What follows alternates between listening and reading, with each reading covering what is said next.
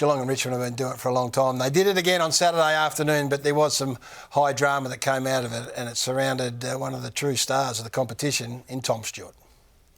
Prestia running forward. Port for rough conduct. He's in trouble there, Preston. He's in a bad way, Gary. He's in a really bad way down Prestia. He's hardly moved. And he's in a world of hurt, Tom Stewart.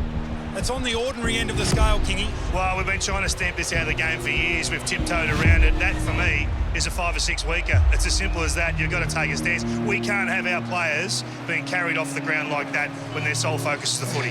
When I spoke to him post-game, he said, I've just made a horrible error and I feel terrible about it.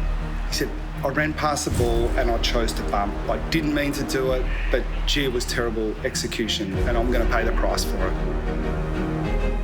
There's so much to like about that game. We don't like to focus on the negative, but you can't ignore it. Tom Stewart is a superstar of the competition. He was, if not the best player on the ground, very close to it, and he was pivotal to the whole result. John Ralph joins us. It's gone straight to the tribunal, Ralphie. What do we expect for Tom Stewart? Yeah, that's correct. So he apologised to Dion Prestia yesterday. Today, Tom Stewart said he felt ill about it. So Geelong is very hopeful it's a 3-week ban, a flawless character record, the fact that the grading was careless, which means it's 3+ weeks. But I think it's more likely to be 4. So we'll show you this incident, then we'll show you a couple of other precedents as well. So you consider Paddy Ryder's 2-week ban for a bump that concussed Will Day. Careless, high impact, high contact. If you get 2 for that, is it only 1 extra week for Stewart? I think then the AFL would be saying the worst penalty for a player who runs past the ball, has no play in it, hits an opponent, flushes 3 weeks. There's this 2-weeker. So I think it sits in the 4-week category. As I say, that one there, a bang-bang play. You know why he was suspended, but 2 weeks?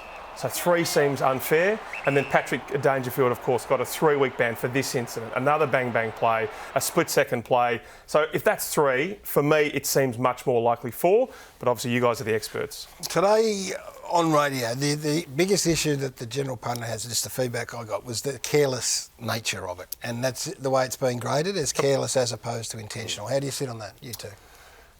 Yeah, look, you can say intentionally, he wouldn't have set out to do it, but the fact is it does look intentional, doesn't it? And he's clearly run, I think what you said, Ralphie, there's a clear difference between those earlier incidents because it's a bang-bang play, whereas he had time to pull out of that. Yeah. It was just, for me, it was a brain snap, wasn't it? You know, and then obviously he's a clean player. We've spoken about that, a tremendous carry, all those sorts of things, but it has to be minimum 4, I would have thought, because it wasn't a great look.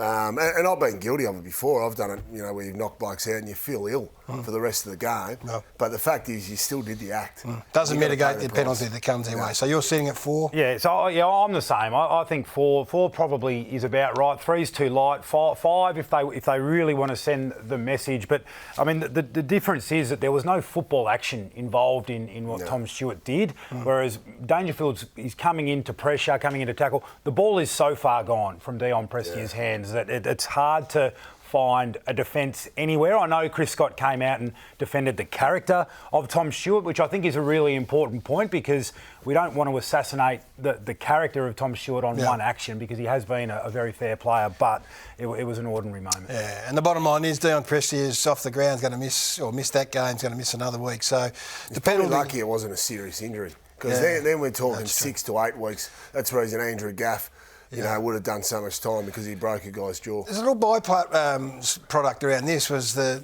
way that it was handled in terms of getting either stopping play and getting Dion Prestia off the ground. Now, Ralphie, I'll get your thoughts on this in a minute because I know you've been in touch with the department, but when we have a look at this sequence, and Brownie, we showed you this before, there he is here, the doctor or the trainer, whoever that is there, puts his hand up straight away.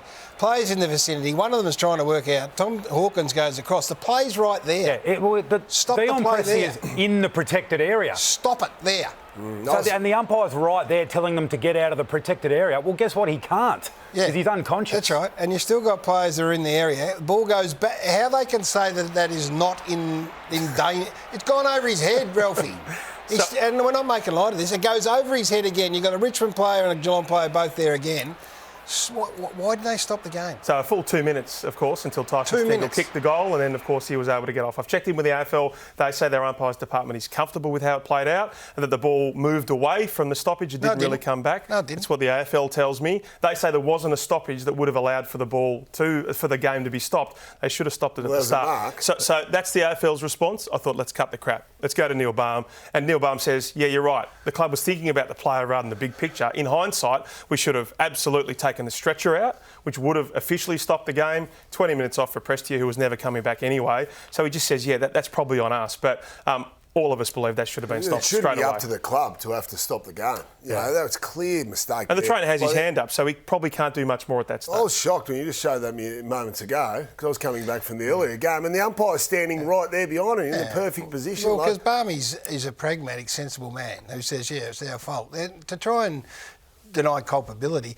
The other issue is, and this is why Richmond would be reviewing it, I would imagine, is for 2 minutes, we put the clock on it, for 2 minutes they're 17 v 18. And we have a look at the play here. Now, Prestia obviously the midfielder. Ball comes out, you will see Prestia being walked off the ground. And then have a look through the middle of the ground here. Joel Selwood was his nominal opponent in the middle of the ground. You'll see him in a minute come through. That's Selwood to your left, free. And then they're out everywhere. And they're playing, they're 17 v 18. Yeah, in a game. The game's decided by less than a goal. Stengel goes back, kicks a goal. So they're all the issues that have got to be addressed. They are. So clearly there were a number of opportunities when players were taking marks to stop the game. Richmond could have done it better. I think the AFL, the umpiring department could have done it better. One has admitted it. The others said nothing to see here, which is no surprise. Let's celebrate.